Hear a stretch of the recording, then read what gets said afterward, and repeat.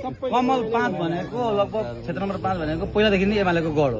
अब यसमा के छ, अब हाम्रो घण्टीले या स्वतन्त्रले या बालेनजीको आफ्नो व्यक्तिगत के छ, हाम्रो तपाईको एजेन्डाहरू के छन् त्यो पनि हामीले अलिकति बुझ्न पाए राम्रो हुन्थ्यो।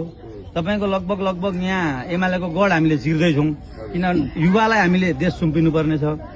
त्यही भएर हामी युवाहरू लागिरहेका छौँ। अब हामीले अस्ति पनि दाइसँग कुरा भयो मेरो, बालेनजी कहिले आउने, अब चुनाव आइसक्यो, लगभग आइसक्यो नि त।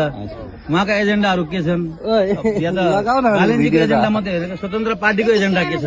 भोलि त देशलाई 2/3 बहुमत दिएर बालेनजीलाई प्रधानमन्त्री बनाउने स्वतन्त्र पार्टीको धारणा, हाम्रो पनि धारणा। हिजो जेएनजी आन्दोलन हुँदाखेरि यत्रा बच्चाहरू मरे, के को लागि भन्दा परिवर्तनको लागि, तर परिवर्तन भएन, देशले परिवर्तन पाएन।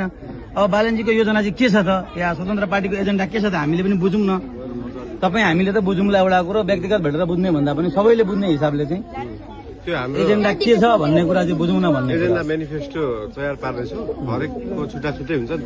जस्तै तपाईँले बुझ्न खोजेको स्वास्थ्यको होला, शिक्षाको होला, पूर्वाधारको होला, सबैलाई सबै चिजको हुँदैन नि त। व्यापार गर्नेलाई व्यापारको होला, किसानलाई खेतको होला, हामीलाई कृषिमा के हुन्छ, जो मान्छेलाई जे सम्बन्धी एजेन्डा बुझ्न मन छ त्यो तयार पार्दैछौँ। त्यसको छुट्टा छुट्टै सबै बुझाउनलाई अब फागुनको पहिलो सातामा चाहिँ हामी सार्वजनिक गरेर यो क्षेत्रको छुट्टै एजेन्डा हुन्छ, प्रधानमन्त्रीको छुट्टै हुन्छ, पार्टीको छुट्टै हुन्छ, सबै ठाउँको छुट्टा छुट्टै हुन्छ।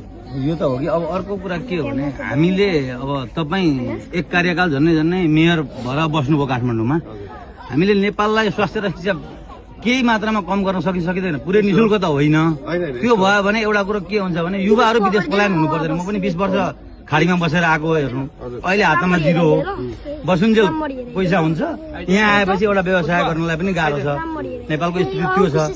त्यो भएकोले गर्दा जति सक्दो स्वास्थ्य र शिक्षामा तपाईँले पहुँच दिलाउन सक्नुभयो भने हामीले साँच्चै भन्नु विदेश जानु पर्दैन। म 20 वर्ष भयो विदेश बसेर आएको। काठमाडौँमा के गरेको छौँ भन्दाखेरि तपाईँको पैसा नहुने विपन्नले चाहिँ प्राइभेट स्कुलमा पनि 10% सिट, कक्षा कोठामा 100वटा सिट छ भने 10वटा सिट चाहिँ विपन्नले पाउँछ। थाहा पाउनु भएको होला नि, त्यो फेरि देशभरिकाले पाउने हो कि। वर्षको 20-30 हजारले पाउँछ, अहिलेसम्म 60-70 हजारले पाउनुभयो।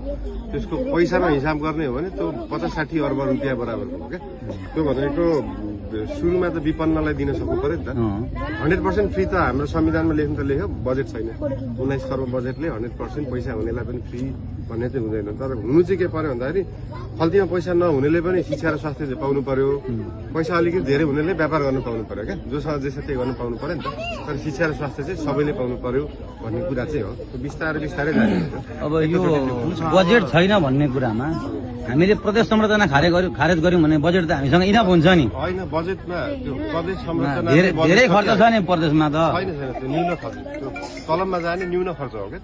त्यो सुकिया गर्दा धेरै खर्च छ नि बालेनजी। होइन, मन्त्रीले सांसदले खाएको तलब होइन क्या, तिनीहरूले